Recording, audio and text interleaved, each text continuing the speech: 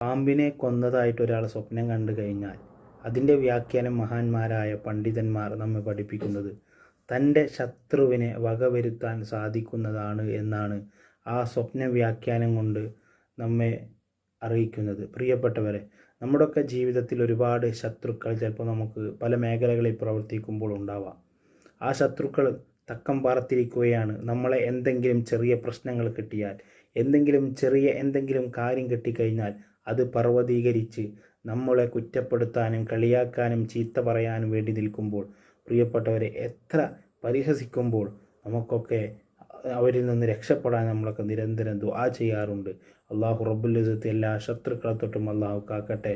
അപ്പോൾ നമ്മൾ പറഞ്ഞു വന്നത്, പാമ്പിനെ നമ്മൾ കൊന്നതായിട്ട് സ്വപ്നം കണ്ടു കഴിഞ്ഞാൽ ശത്രുവിനെ വകവരുത്താൻ സാധിക്കുന്നതാണ് എന്നാണ് അതിൻ്റെ വ്യാഖ്യാനം. അള്ളാഹു റബ്ബുൽ ഇസ്സത്ത് എല്ലാ ശത്രുക്കളെ തൊട്ടും അള്ളാഹു